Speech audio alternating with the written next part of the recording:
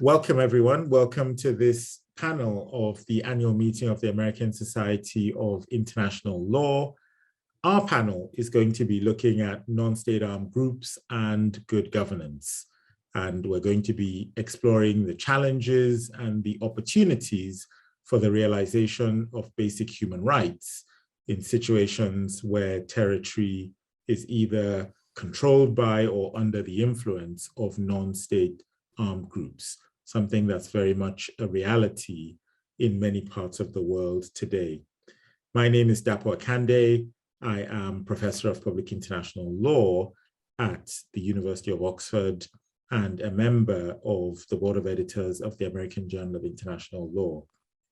And I have with me a fabulous panel to discuss this issue, people who have thought about this, who've written about issues relating to non-state armed groups and human rights, people who've practiced in various respects in this area. We have Tilman Rodenhauser, who's a legal advisor at the International Committee of the Red Cross. Hello, Tilman, how are you? Hi, Dapo. Thanks for having me. Great. We have Anita Ramasastry, who is the Henry M. Jackson Professor of Law at the University of Washington School of Law, and she is also a member of the United Nations Working Group on Business and Human Rights. Hi, Anita. Hello, greetings from Seattle. Great. We also have with us Françoise Boucher-Saulnier, who is Legal Director at Médecins Sans Frontières. Hi, Françoise. Hello, thank you very much. I'm very happy to be with you tonight. And last but not the least, we have Ezekiel Hefes, who's Legal Advisor at Geneva Call. So we don't. Hi, Ezekiel. Sorry to cut you off. How are you? I'm doing well, thank you. Great. So we don't have an audience with us today, but what we're going to try to do is to very much make this a conversation, exploring various issues relating to the protection of human rights with respect to non-state armed groups. And I'm going to start with Tilman. Tilman, what's the reality of non-state armed group governance that the International Committee of the ICRC is seeing today? Well, thanks a lot, Dapo, for having me on this panel. And it is a real pleasure and also an honor to join this annual ACIL conference and to be on a panel with such distinguished scholars and practitioners. So to get right into the issue, what is the reality that we're seeing? And to my knowledge, we do not have global data on this phenomenon. We do not have global studies that would give us precise numbers and realities. However, I think we're all conscious and aware that there is a reality where a significant number of people live under the control of non-state armed groups. Think about Syria, think about Libya, Yemen, Colombia, DRC, Ethiopia. There are very many contexts. I only list a few. The ICRC is operating in essentially all of these contexts. And for operational reasons, we do assessments of the situations there. And what I can do is to share a few impressions from these assessments that we do. And the first one, or the probably most striking one, are the numbers that we're talking about. The ICRC estimates that there are over 50 million people that live under the exclusive control of non-state armed groups. And there is an additional 100 million people that live in areas in which armed groups challenge territorial control, so areas affected by armed groups. And what is similarly interesting is, of course, many of these contexts, they are affected by conflict and by violence. But also when we look at kind of below that cover, below that surface, on what else is happening in these territories, we also see that many of these groups engage in some form of governance activities. So they engage in non-military activities that affect the population, and that ranges from providing some form of security, from collecting taxes, of course, very widespread, but also many groups provide some form of justice. They establish a social support system, provide education, provide healthcare, so looking after the needs of the populations. But what I think is important also for our panel is that when we look at these situations, often, and also my numbers, they're very broad brush that we look and that we apply. But what I think is similarly important, or even more important, is that we take nuance and look at the difference of these situations.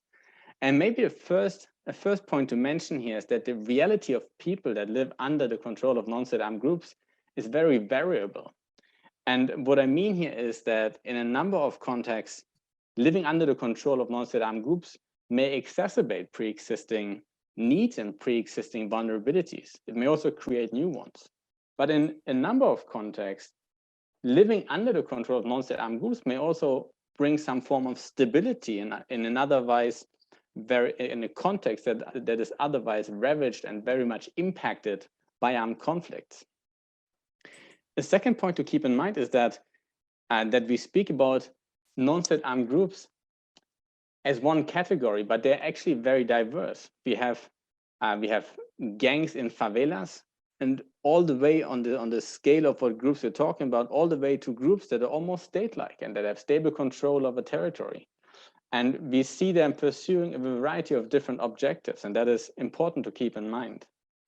And maybe as a last point, and brings me also more to the legal point of the discussion, is that when we look at these groups with the legal lens, we realize that not all of these groups are actually parties to armed conflicts.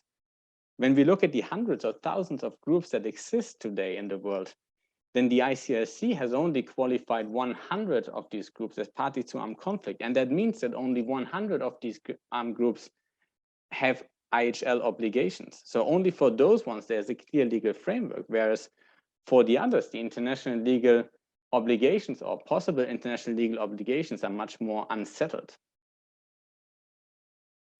Thank you so much, Tilman, for giving us that excellent overview of the position of non-state armed groups and those striking numbers actually about the numbers of people who are living under the control or under the influence of non-state armed groups.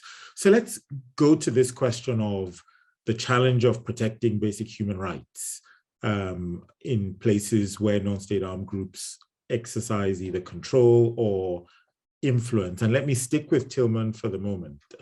So given this picture that you've just given us, what is your approach? What's the ICRC's basic approach with respect to the protection of human rights in those territories? So my answer will probably be surprising to many, or it seems maybe off topic. But I would say for the promotion of basic human rights, the most important to do in many of these contexts is to strengthen respect for international humanitarian law. And let me put some nuance to that somewhat contradictory statement. The point is that when we look at international humanitarian law treaties and also custom, we see that an important number of fundamental guarantees, such as on the protection of life, so the prohibition of murder, the prohibition of all forms of ill treatment, prohibition of arbitrary detention, of corporal punishment, many of these fundamental guarantees, which also protect fundamental human rights, basic human rights, they are established in international humanitarian law. And when we look, for instance, at our operations as the International Committee of the Red Cross, but also at UN reports of what they often find as the most pressing points on protecting fundamental human rights or fundamental guarantees of people living under the control of non-state armed groups, then it's exactly these issues that are in fact covered by international humanitarian law. And what I think, why it is important to stress that is because, as I said before, when we are in the context of an armed conflict, and in many contexts where groups control territory, in many we also have an armed conflict going on. That means these groups are bound by international humanitarian law. And so there are very clear obligations. And some of the violations may also amount to war crimes. So I think it's very important for the protection of people that we keep that in mind. But having said that, and to avoid misunderstandings, let me also stress that international humanitarian law applicable in these non-international armed conflicts has much less rules and much less sophisticated rules than probably many of us would hope or wish for. And there are a number of governance issues that are not addressed by international humanitarian law. When we think about a number of political rights or economic, social, cultural rights, they're not addressed by international humanitarian law. And when we get into that area of rights, then of course it is much more pertinent to also look at international human rights law or human rights standards and to see how they can be used to protect the civilian population living under armed groups. Okay, well, thank you very much, Tilman. Maybe I turn now to Francoise. So, and for you to maybe say a little bit about the type of work that you do and where you see this issue of how to protect human rights, broadly put, when you're working with an organization or you're working for an organization that engages in some respects with non-state armed groups for the purposes of providing humanitarian relief. And so can you say something about what international law says about the ability of an organization like yours to enter into dialogue and to be able to engage with non-state armed groups for the purposes of providing humanitarian relief, and also how international law interacts with the domestic law of the state on whose territory it is that you are operating? Yeah, thank you very much. It's a very, very important and interesting topic. And thanks to Tilman, I think it's a very broad phenomenon. And I think it's important to be able to describe more precisely the various way non-state armed groups are responsible for population and how they interact. And then, of course, what is the legal framework for this interaction? What is their responsibility under international and domestic law? So I would make, and in Médecins Sans Frontières, we are obviously involved in many armed conflict. And I understand that the difference between armed conflict and non-situation that are not considered as conflict, but I will focus my comment on the situation of conflict where we interact with non-state armed groups. I would just mention the fact that non-state armed groups is a definition that just say that it's non-state and it is armed. Actually, it's a qualification that is not a legal qualification. It's just described that it's non-state. And then you very easily understand that you will have problem with domestic law, because domestic law is made by states, and non-states armed groups will be under pressure of the domestic law.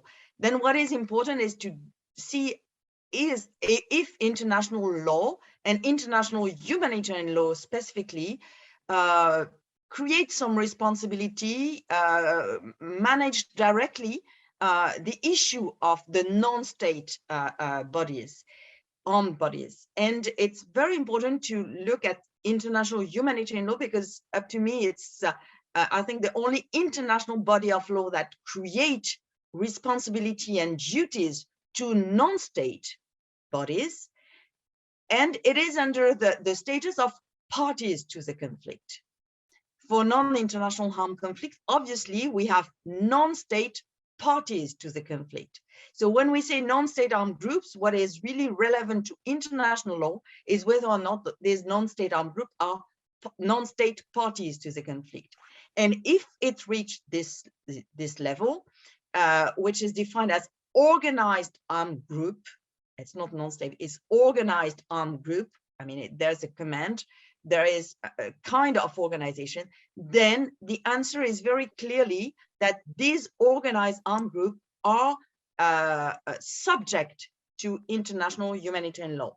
They have duties, specific duties, of course, in the conduct of their hostilities, in the management of the population that is under their control, and for the territories that are under the control. And this is the normal system of international humanitarian law that creates responsibility for the party that is in control of a territory and a population. And for this element, the non-state party, the non-state armed group, when party to a conflict, has duty on the population, on the territory, and of course, they have obligation in the conduct of hostilities. Meaning also that they cannot withhold consent to humanitarian action for population that are living under their control, and they cannot refuse the offer of services that is made by impartial humanitarian organization like the ICRC or like MSF, meaning that we very often engage with them to offer services that are actually part of the responsibility, because they are responsible for the people, the wounded and sick, and the population under their control, and they are supposed to be happy when others comes to help them managing the population and the wounded and sick and all that. So MSF is effectively engaging with those people, and this is done under international humanitarian law with a specific legal vehicle that is the special agreement. It's a kind of contract that it's provided by the Common Article 3 of the Geneva Convention, and it's provided the ability to enact international humanitarian law with parties to the conflict that have not ratified or signed, and obviously with a non-state parties to the conflict. So this special agreement, special humanitarian agreement, they are really the legal vehicle to engage with those non-state armed groups for the implementation of their duties as party to the conflict, both in the conduct of hostility and in the organization of humanitarian relief. So this is exactly the element. And of course, it specifies that it does not create any legal recognition for their status. It's a de facto contractual implementation of IHL. Then for MSF, we have some very specific legal problem, because under domestic law, those non-state armed groups are obviously criminal groups, because only the state is allowed to use armed forces. So we are actually working in territories where under the international law, we are supposed to engage legally with those parties. And under the domestic law, we may be considered as being complicit with criminal groups or providing material support to criminal groups.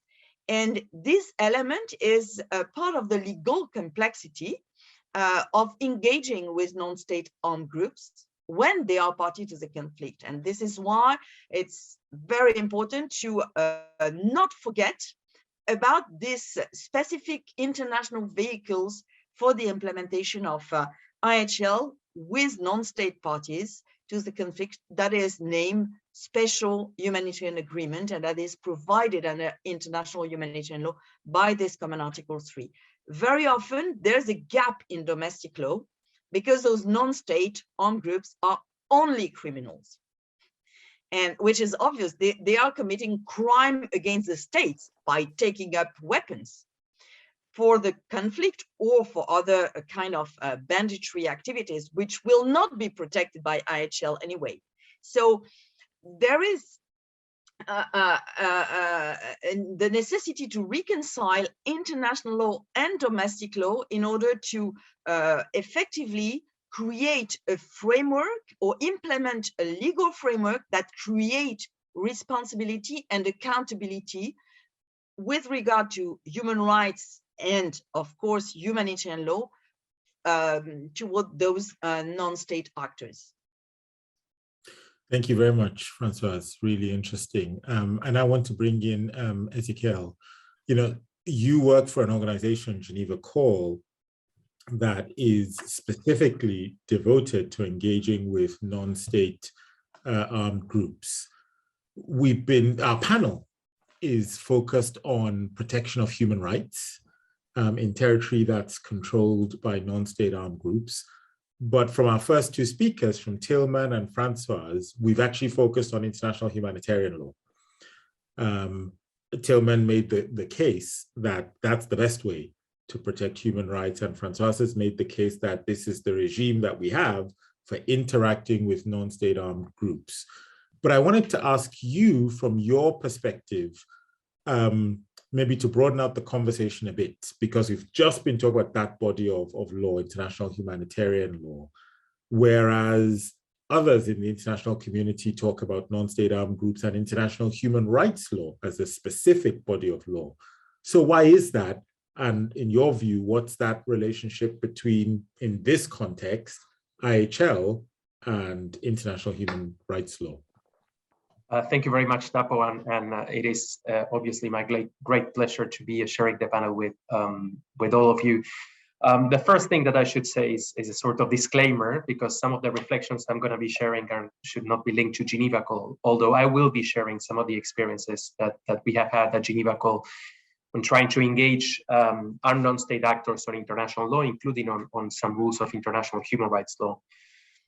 Having said that, I think this is a fascinating discussion for various reasons. I mean, the first is the starting point. And of course, when we discuss about international human rights law and international humanitarian law and non-state armed group, the main challenge that we find is that, of course, international humanitarian law addresses all parties to the conflict of a non-international nature.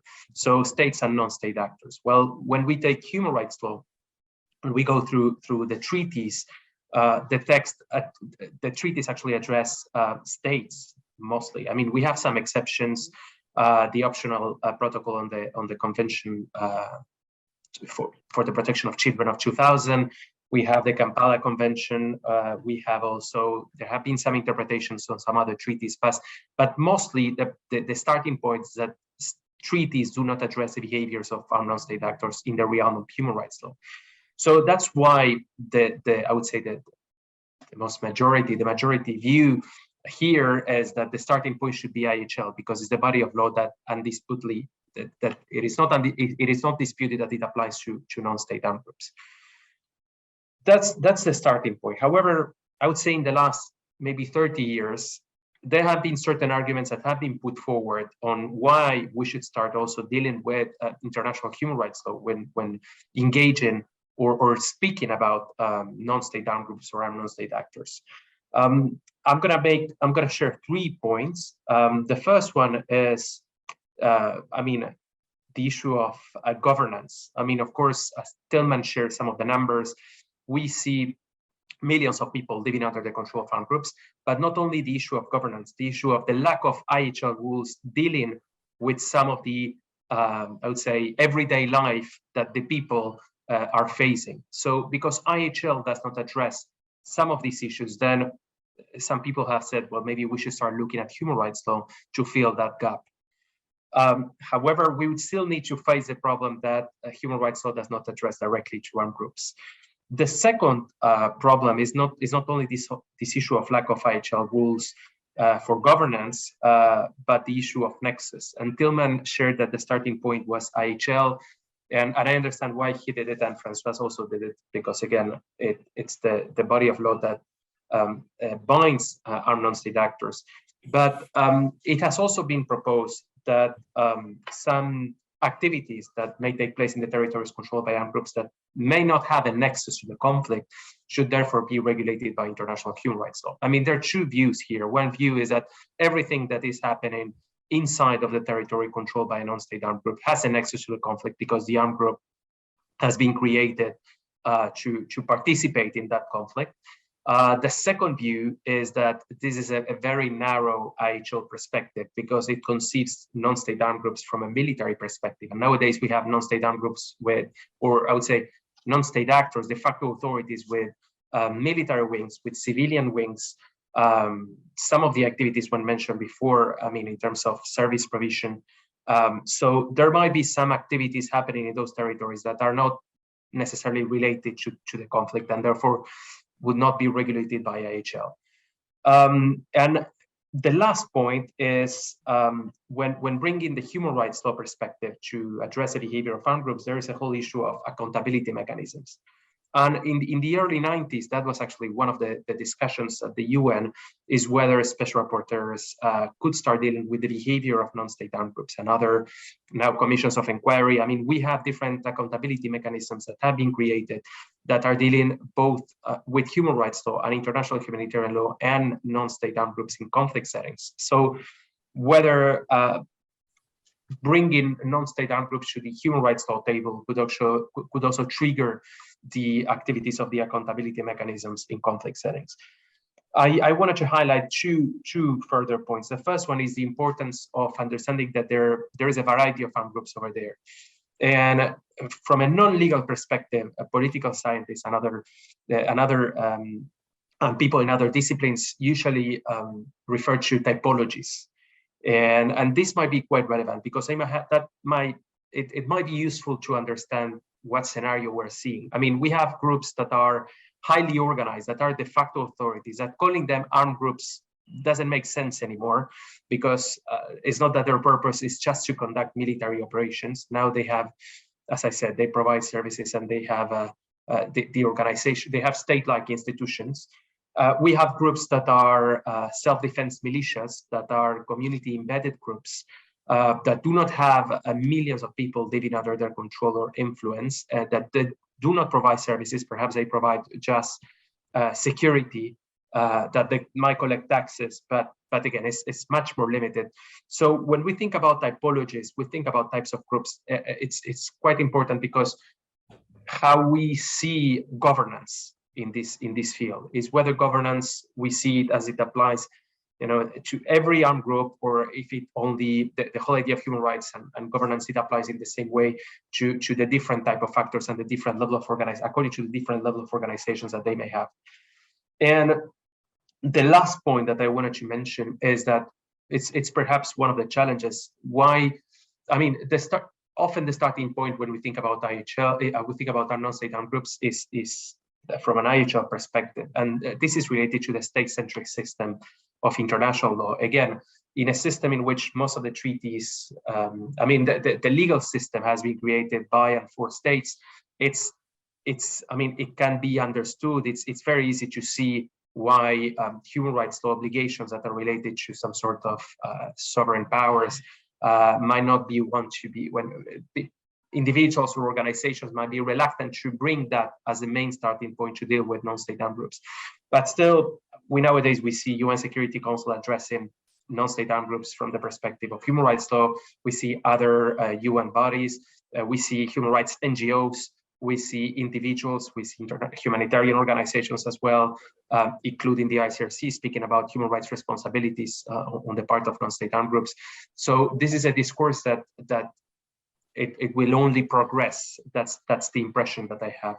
And we also see non-state armed groups committing to human rights law obligations, not just in terms of service provision, but also adopting laws in line with certain human rights law standards. So that's something that should not be neglected also from the discussion. Thank you. Thank you so much, Ezekiel. Really, really interesting. Before I bring Anita in, I actually had one question for you, Ezekiel, before I bring Anita in. So our panel we've titled it Non-State Armed Groups. And along the way, I noticed that you used interchangeably, and this is part of my question, whether it is interchangeably. Sometimes you spoke of armed non-state actors. Sometimes you spoke of non-state armed groups. And from what you were saying in your description about the typology, it seemed to me that you seem to have a feeling that this matters. How we actually describe these entities matters, whether we think of them as non-state armed groups, which suggests that they are an armed group, that's their purpose, or whether we think of them as non-state actors who just happen to be armed. Is that of some significance to you? Is that why you use them interchangeably? It's a fascinating question. Even I mean, I know that Francois addressed the whole issue of non-state, but I don't have an answer. I mean, I would say that at Geneva Call, we use our non-state actor, and I know that I mean, at a personal level, I have used non-state armed group as well. Again, other disciplines may refer to insurgents and other. They would give other names to describe the same type of entity.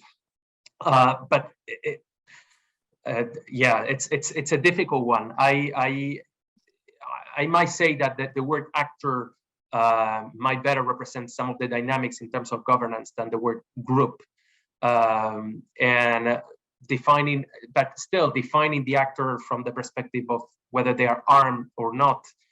Tillman mentioned that there are many non-state actors that might not be parties to an armed conflict. So defining them as non-state armed group, or defining them as rebels or as an armed non-state actor, still it's tricky.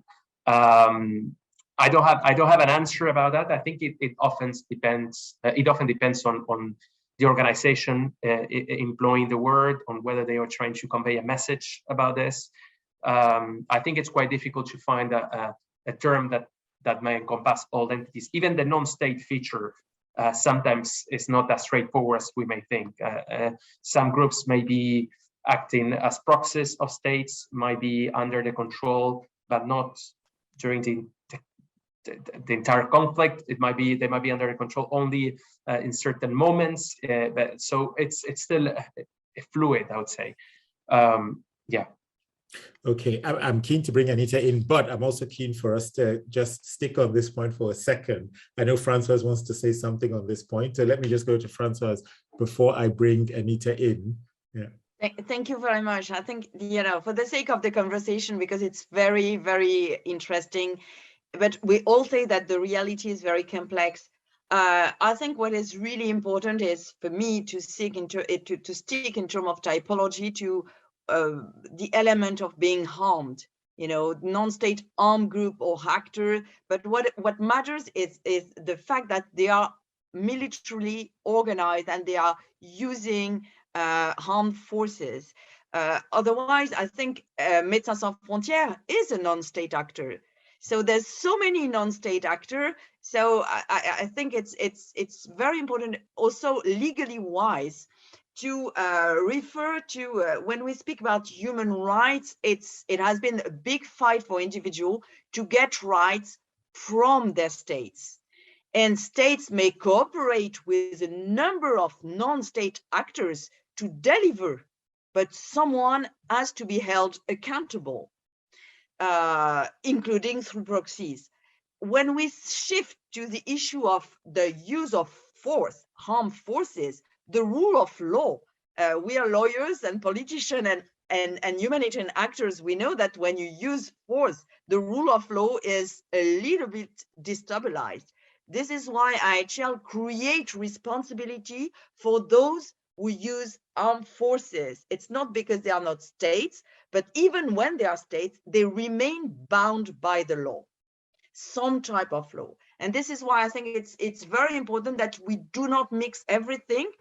It's so interesting, but it's so complex that when we think legally wise, we have to attach responsibility to a body of law, meaning that a state can delegate but non-state armed group can of course provide a welfare to the population, but it is in the name, and it's because they control.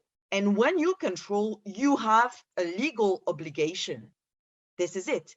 And the state has no more obligation when it is not in control. So you shift, of course, human rights are shifted to the one in control.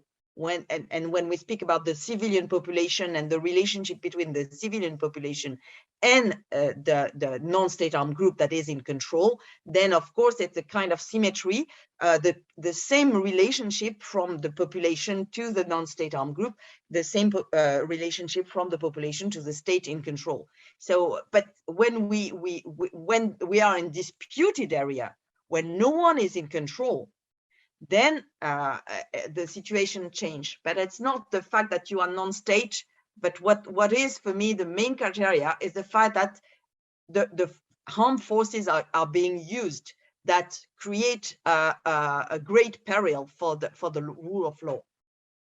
Okay, thanks, Francoise. Okay, let me bring Anita in. So we're speaking about protection of human rights in relation to non-state armed groups.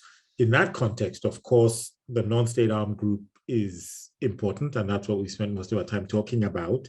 We've spoken a little bit about the relationship between non-state armed groups and states. Francoise has spoken about the relationship between non-state armed groups and humanitarian organizations that are engaging with these groups for the purpose of bringing humanitarian relief. So let me turn to you and ask you, let's bring in another actor now into the conversation, which is the private sector. So how is the private sector relevant to this discussion of non-state armed groups and good governance?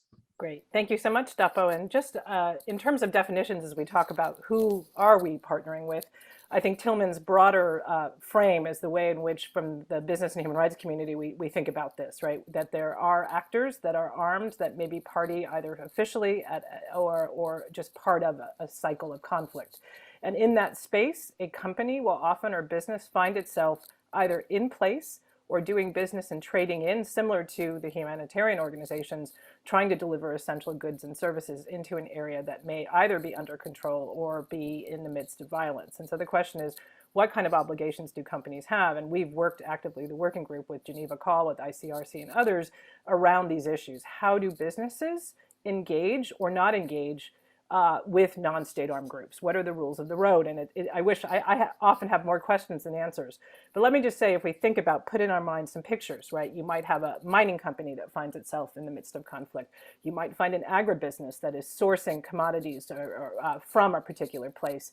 You might have logistics companies that engage in shipping and delivering goods, a pharmaceutical company that wants to get in essential medicines. So any number of businesses find themselves connected to non-state armed groups in terms of needing access to a place, protecting their own assets, needing to move things out, protecting their employees, dealing with land acquisition. So there are any number of issues.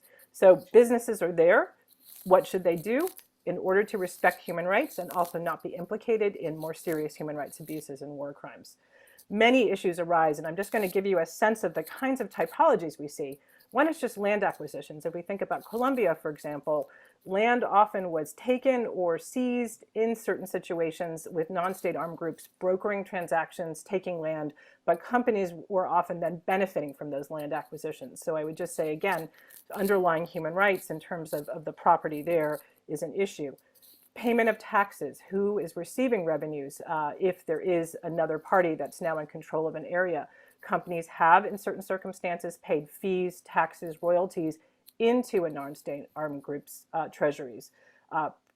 Buying futures, these were called booty futures when we talked about conflicts in Sierra Leone, Liberia, the DRC, which was actually armed groups selling future mineral rights and contracts such that if they were victorious, a company would then have the right to exploit those minerals. So buying a futures contract from them, requisitioning of supplies, whether it's trucks or factory equipment, to an armed group. Security forces or armed groups providing security to property of a company.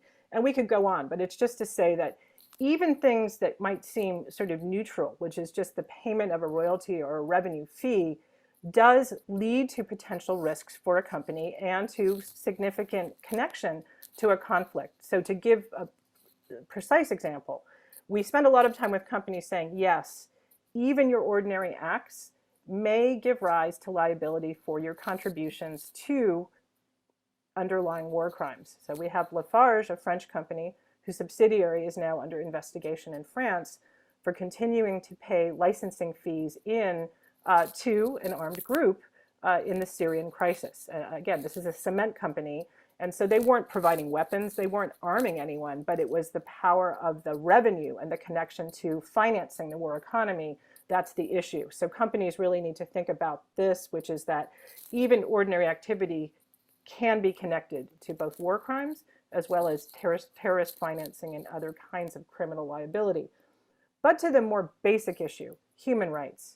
The UN Guiding Principles on Business and Human Rights say to businesses, avoid being directly linked, causing, or contributing to human rights abuses wherever you are, and that in a conflict setting, you need heightened due diligence to address this.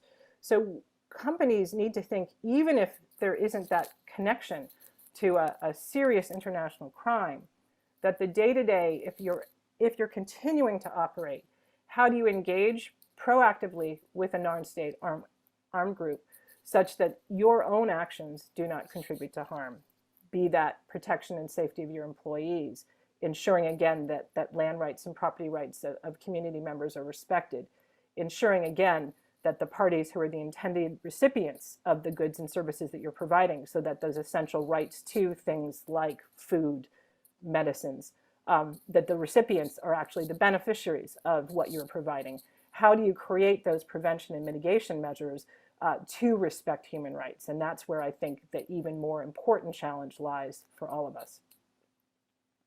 Thank you so much, Anita. Can I just ask a follow-up question in relation to what you've just presented? It sounded to me like there were at least two ways of thinking about human rights in this situation.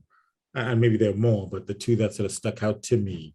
One was thinking about almost the obligations of the non-state group itself, and then saying to the company, you don't be complicit in what the non-state group is doing. So if they're committing war crimes, you, the private sector actor, don't be complicit in that. The second sounded a bit more direct, not so much thinking about the obligations of the non-state armed group, but actually what responsibility does the company itself have, irrespective of the non-state armed group, sort of more directly thinking about the responsibilities. I was just wondering how you would react to that way of framing or categorizing the obligations of the private sector in relation to non-state armed groups. Yes, Dapo, I think that's excellent. And I think they're connected, but on the piece that you're mentioning, of course, of the vicarious liability or complicity by virtue of in connection to the non-state armed group, yes. And I was actually looking as the discussion ensued for the ICRC's old guide on business and humanitarian law, which really focuses on this specific piece, liability attaching because you are supporting or connected to that larger conflict. But as you're saying, that secondary piece, which is much more about business and conflict, and the armed state actor is a potential partner or actor that you have to contend with, really is about just heightened due diligence and understanding what are the changed circumstances by virtue of the conflict, including who are the parties that you're going to have to deal with in terms of thinking about new strategies, right? A supply chain in a conflict context is going to be different in terms of respect for human rights than ordinarily delivering food to a country. Okay. Can I just bring us back to the issue of which body of laws should we be looking at for the purpose of the protection of human rights? So Tillman started by saying, look, to protect human rights in these situations, the best thing to do is to strengthen respect for IHL. Then at some point, Ezekiel said, yes, IHL is applicable, but there are some problems potentially with the application of IHL. And so we also need to look at the application of human rights law. So maybe I just bring us back to that question of the extent to which IHL applies in this sort of scenario, because it seems to me that there's some difference of view, which has already come out here in terms of this, the scope of application of IHL, basically. When does IHL apply? So Ezekiel talked about two views. Tillman, what's your own position on when does IHL apply to a territory which is under the control of a non-state armed group?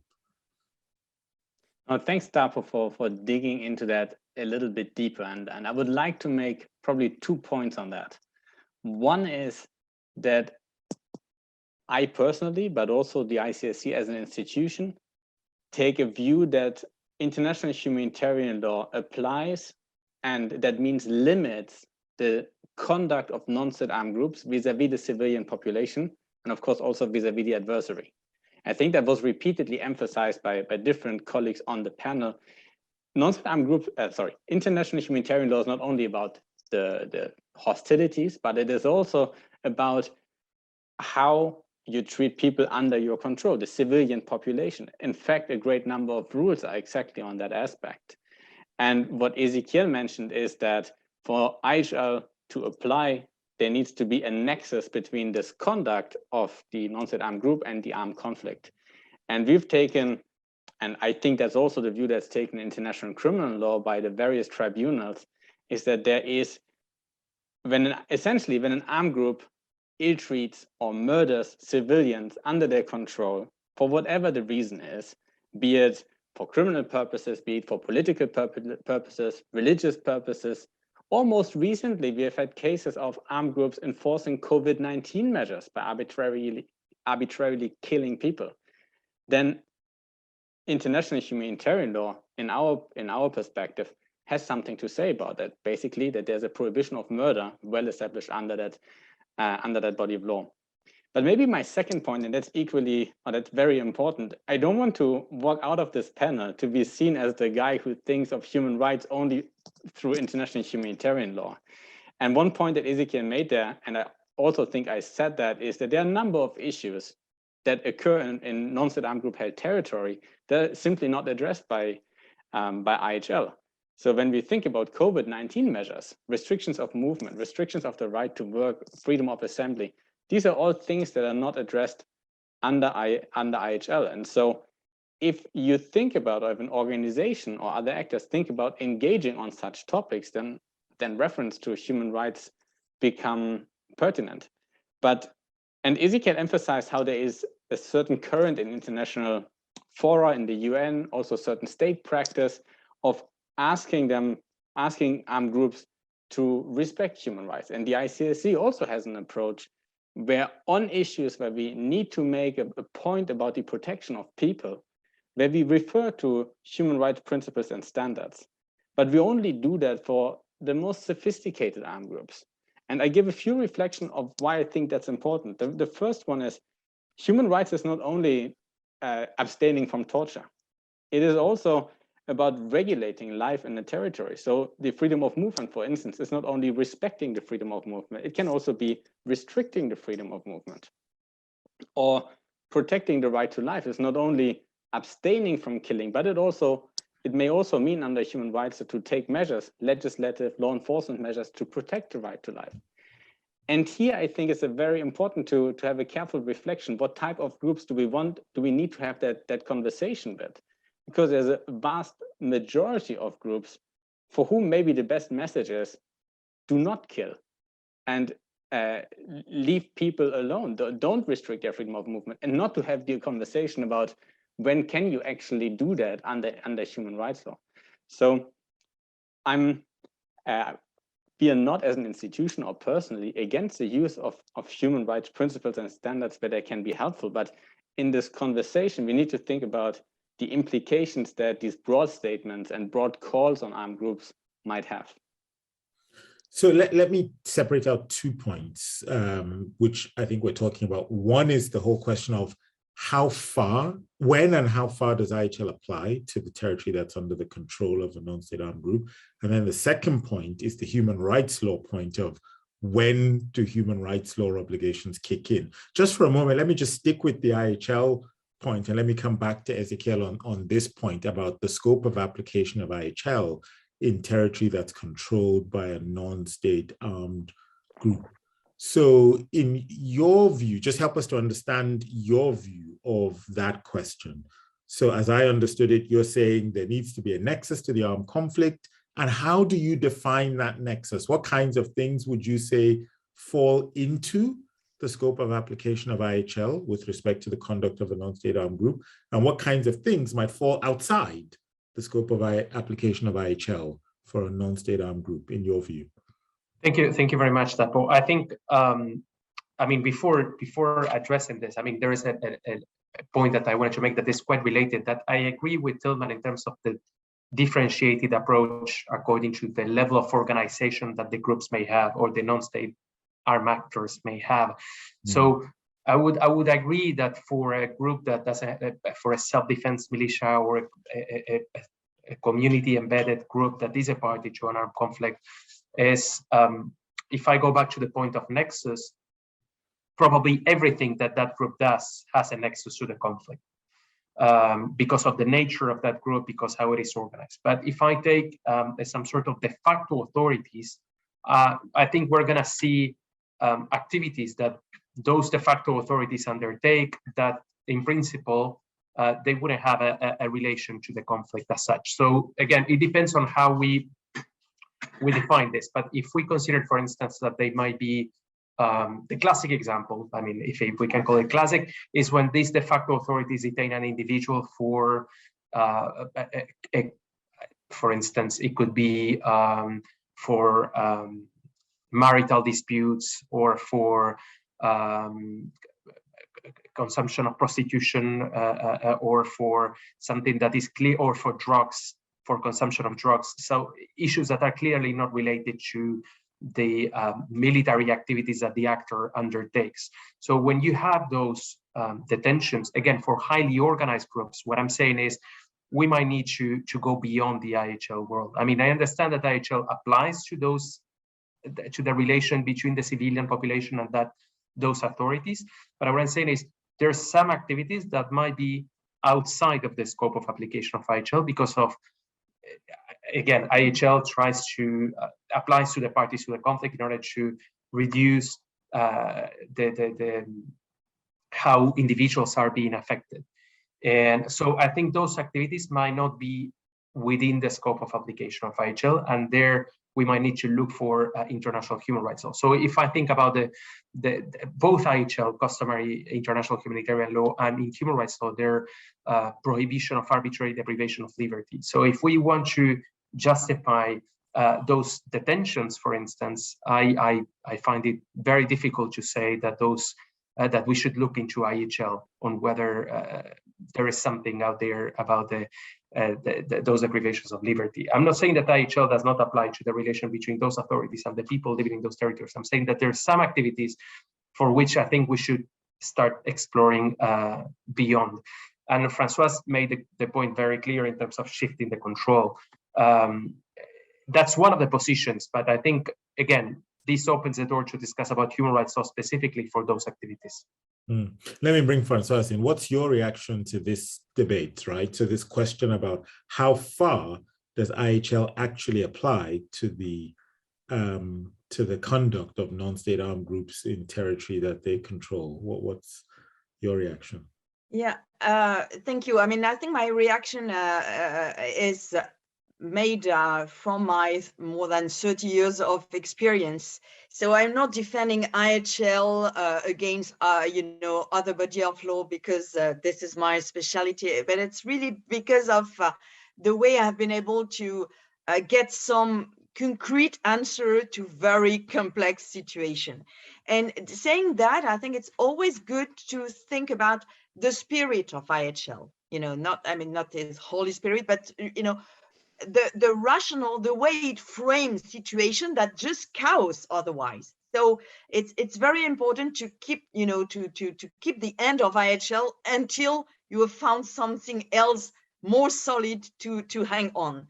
And I've always worked with the spirit of IHL, so it's not, a legalistic implementation of IHL, but more following the spirit, but to ensure that there's something that you can put in front of the power, the armed power, whoever they are. And actually, IHL is very interesting in that because by analogy, I've always taken the element of occupation, because actually when you are in a situation when there's no more, an armed group or a state is in control of a territory and a population, looking at the rules for occupation is very interesting because it links to human rights actually. And what are what IHL says about the duty of the one that is in control, who is occupying a territory and a population that was not previously under his legal responsibility, is that is not allowed to change the law, to change the rules. Basically, two elements. The occupier is not allowed to change criminal law.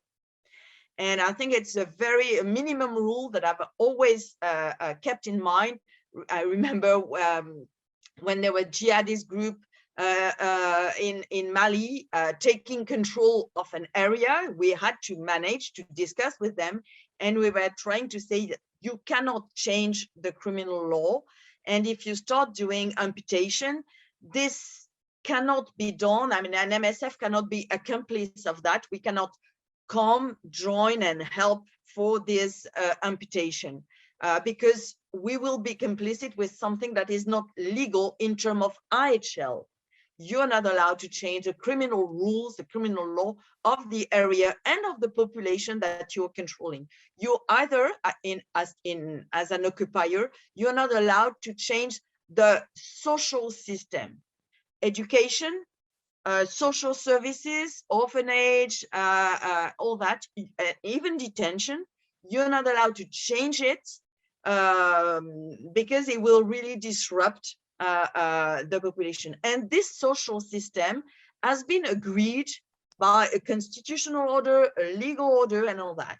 And of course, it has, and it is supposed to be congruent and compliant with human rights. So the occupier, the one in control, cannot get rid of the former human rights of the population as defined by the domestic law and as defined, of course, by international human rights law. But international human rights law is not very detailed in terms, for example, of wedding and heritage. So, or even education. There's a right to education, but it does not also go into too much detail. So I think we just have to navigate with the part of IHL that regulates the peaceful occupation by a power that is not the legitimate one. Okay, we are fast running out of time, but I would like to just quickly go around and get very, very short responses from each of you to a question that I have to each of you. So I want to go back to Anita and back to this issue of, the interaction between business and human rights, and actually for you to tell us very quickly from your work on the UN Working Group on business and human rights. Have you got specific recommendations on this topic with respect to that interaction with non-state armed groups? We are working on that. And so the first answer is that we've submitted a report to the Human Rights Council and have additional tools that have come out focusing on business human rights and what we call heightened human rights due diligence. Companies need to know about, as Francois says, the spirit of humanitarian law to understand where liability attaches and the fact that certain seemingly general actions can contribute to serious human rights abuses. But then the larger frame that's more useful for business is this UN guiding principles, which speaks about human rights and human rights language. And the idea here is that companies are already developing procedures to understand the impact of their activities on things like the right to health, the right to education, right to assembly, protection of their workers.